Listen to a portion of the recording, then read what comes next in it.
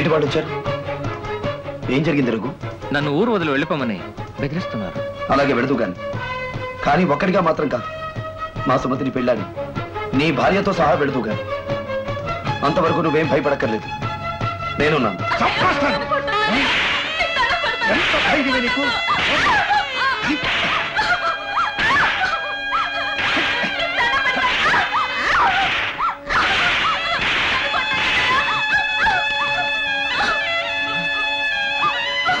దిక్కు మక్కు లేనడుతో సరసాలు, దానికి రాజాగారి సాయమా? ఏమనుకుంటున్నావే? చెల్లెలు కాబట్టి ప్రాణాలతో వదిలేస్తున్నాను. ఇంకోసారి చూశానో అదే నీ ఆఖరి రోజు.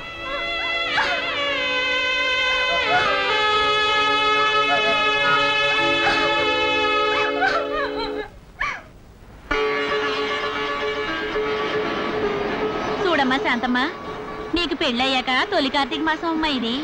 మళ్ళీ కార్తీక మాసం వచ్చేసరికి సంకన బిడ్డనేసుకొని తానాలకు రావాలి. మరి ఓపింది స్నానాలు కానివ్వండి.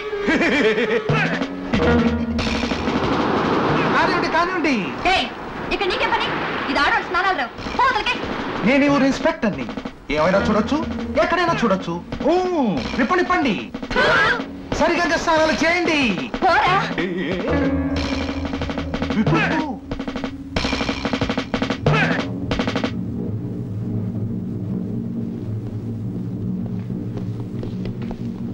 ఏమిటిది?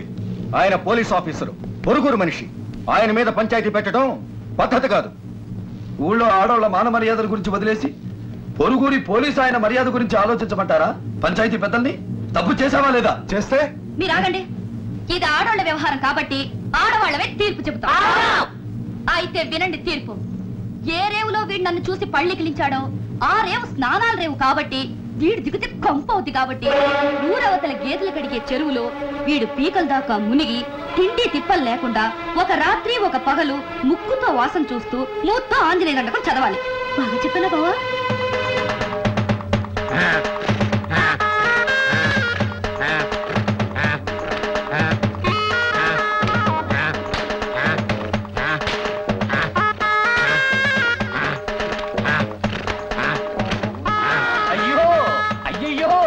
గురుగారు, మీకెన్ని కష్టాలు వచ్చాయండి.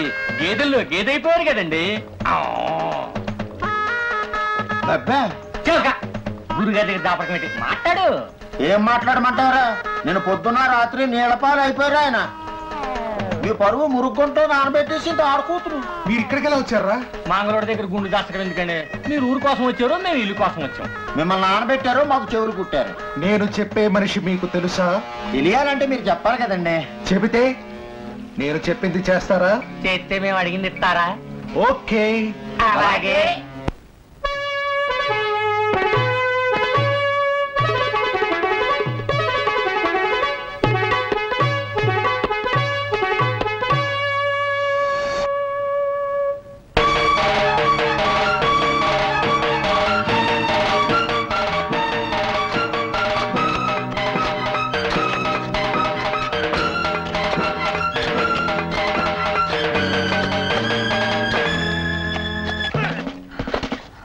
ఏమిటిది?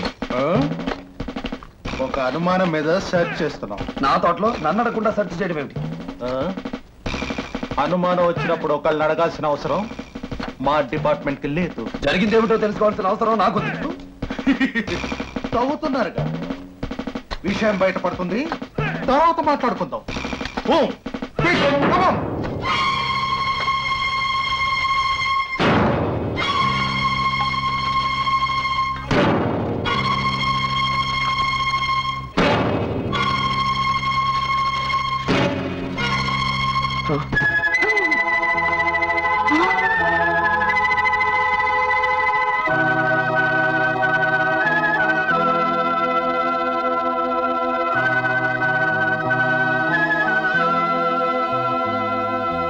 ఈ హత్య ఎవరు చేశారు?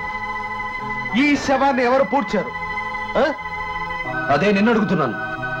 నీ తోటలో పాతిన శవాన్ని గురించి చెప్పాల్సింది నువ్వే. ఆయన చెప్పేది హత్య గురించి, హత్య చేసిన వాడేనమ్మా చెప్పాలి.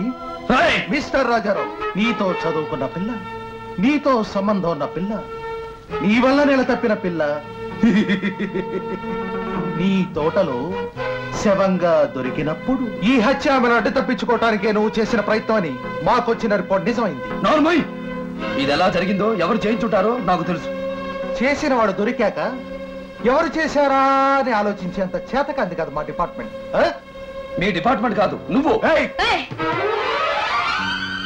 మర్యాదగా మాట్లాడు, జాగ్రత్త. శాంతి, వీడేం చేస్తాడు? వీళ్ళంతా నాకు ఒక లెక్క కాదు. నా తోడ పుట్టిన లాంటి దాన్ని నా తోటలో శవంగా పాతిన వాళ్ళని బయట పెట్టాలి. అది ఆలోచిస్తున్నాను. చైతి, నేనే వస్తాను, పద.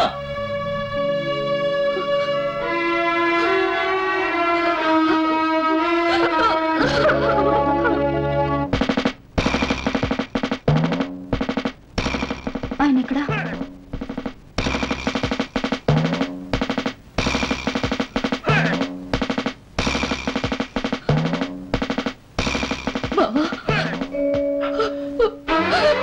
శాంతి, శాంతి, చాచా, ఏమిటిది? ఇక్కడికి ఎందుకు వచ్చావు? నీలాంటి వాడు రాదగ్గ చోటు కాదు ఇది. నీ మీద అబద్ధాలేంటి బావా? వాళ్ళంటేనే అయిపోతుందా? భయపడుకో, వెళ్ళు. నిన్ను భోజనానికి ఇంటికి తీసుకెళ్దామని వచ్చాను. పెరుమాళా, అమ్మా తలుపుతి, మేము ఇంటికి వెళ్ళాలి. ఆయన ఎప్పుడు ఇంతసేపు భోంచకుండా ఉండలేదు.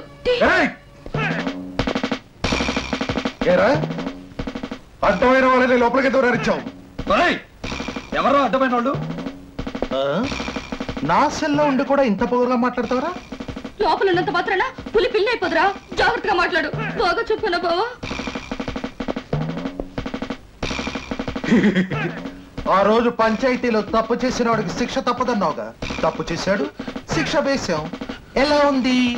మా బావ తప్పు చేయలేదు. చేయడు. ఇది నీ పంచాయతీ కాదమ్మా, నా పోలీస్ స్టేషన్. ఇక్కడ చట్టము నాది, తీర్పు నాది. నా స్టేషన్ చట్టం ఏమిటో తెలుసా? బయటికి నడు. ఏంట్రా కూర్చోవు? పేరు తీసేస్తాను. చూస్తాను. ఏంట్రా చూసేది? అమ్మా, మీరు ఇంటికి వెళ్ళిపోండి. ఆడు మిమ్మల్ని ఇంకో మాట అన్నాడు అనుకోండి, రాజాబాబు వాళ్ళు చంపేస్తారు. ఇప్పుడు నేరం చేసినట్టు అవుద్ది. మీరు ఇంటికి వెళ్ళిపోండి, వెళ్ళిపోండి. బావా, వెళ్ళొస్తాను. తొందరగా వచ్చి.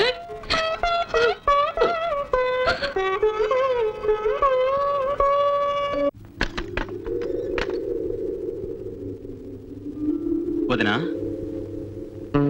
స్టేషన్ చూస్తున్నావా? ఇదంతా మేమే చేసామని ఊరంతా చెప్పుకుంటున్నారు. గొడవలు అన్నమాట నిజమే. అవేవో మాలో మేము చూసుకుంటాం. అంతేకాని పోలీస్ కేసుల దాకా కుటుంబం లాగే మనుషులం కాదు. జరిగిన దానికి అన్నయ్య బాధపడుతున్నాడు. ఇదంతా ఇన్స్పెక్టర్ చేశాడు. ఈ విషయం అన్నయ్య నీకు చెప్పిరామన్నాడు. నువ్వు చేసిన దానికి రాజాని ఉరికంబానికి ఎక్కించాలని పట్టుదలతో ఉన్నాడు. వదినా, అన్నయ్య నేను ధైర్యంగా ఉండమన్నాడు. సూర్యమేడి బెయిల్ గురించి మాట్లాడడానికి లాయర్ దగ్గరికి వెళ్ళాడు. మరి పిన్ని? బా వెళ్ళిన దగ్గర నుంచి పచ్చి మంచినీళ్ళు కూడా ముట్టుకోకుండా పైన ఉంది. బాధపడకు, ధైర్యంగా ఉండు. 24 గంటల్లో రాజాని విడుదల చేస్తానని అన్నయ్య నీకు చెప్పిరమ్మన్నాడు. వెళ్ళొస్తాను వదినా. ధైర్యంగా ఉండు వదినా.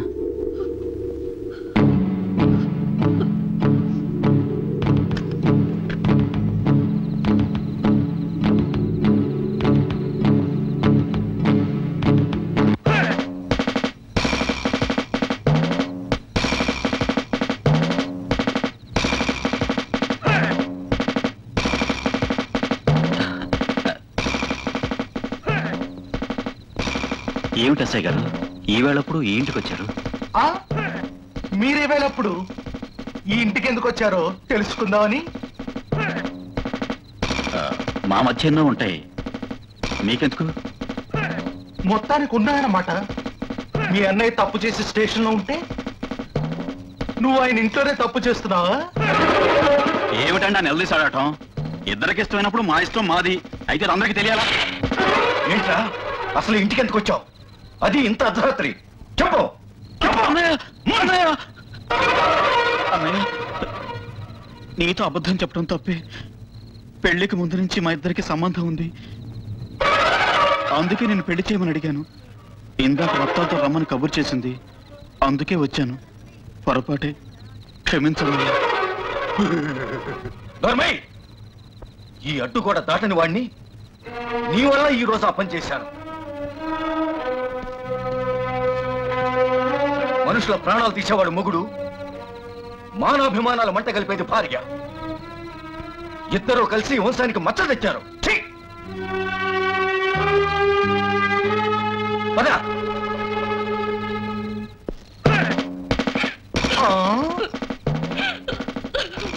వద్దమ్మా, ఏడకు.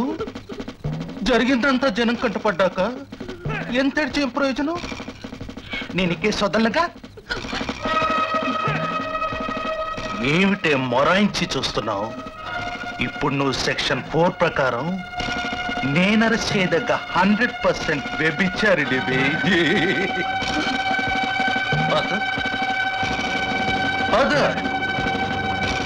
చతుల వలువలను మొలి చేసే దుశ్శాసనులే నాడున్నారు.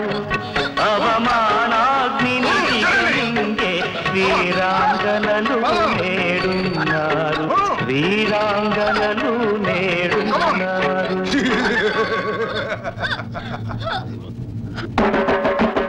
రాజాబాబు, అవతల ఘోరం జరిగిపోతుంది. మీరు లోపల ఉంటే మంచి వాళ్ళందరూ చచ్చిపోయేలా ఉన్నారు. నా ఉద్యోగం పోయినా పర్వాలేదు. మీరు తొందరగా వెళ్ళండి బాబు. వెళ్ళండి బాబు, తొందరగా.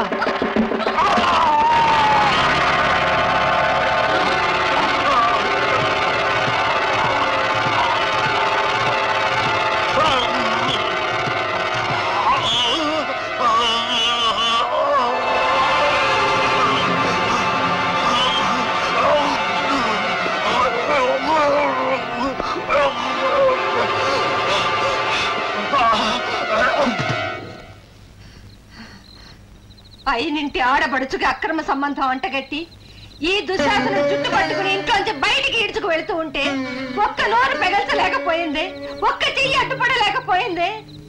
అవునులే, కత్తులు నూరే కసాయి వాళ్ళు మీరే అయినప్పుడు మేకపిల్ల కన్నీళ్లు మిమ్మల్ని ఎందుకు కదిలిస్తాయిలే. మన పరువులు మనమే బజారుకు లాక్కుంటున్నాం. మన గొంతులు మన చేతులతోనే కోసుకుంటున్నాం. మనం చచ్చాక కూడా మన సమాధులకి అడ్డుగోడలు కట్టించుకునేంత నీచ స్థితికి దిగజారిపోయాం. చూడలేను, నేను ఇంకా ఈ రెండిళ్ల పోరు చూడలేను. నా బిడ్డ మీద అభాండానికి ఈ దుర్మార్గుడి రక్తం చిందితే పెద్దల నాటి కక్షను మరిచిపోయి మనసుల మధ్య అంతరాలు చెదిరిపోయి ఈ పాపిష్టి కూడా కూలిపోవడానికి నా రక్తం చిందిస్తాను.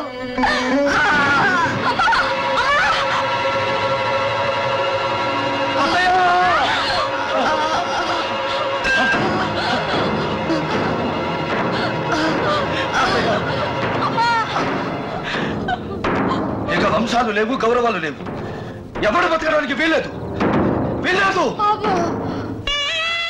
ఇదే ఆఖరి రక్తం. మీరెవరు రక్తం చిందించటానికి వీల్లేదు. అది మీరు మర్చిపోకుండా ఉండాలని నేను ఈ పని చేశాను.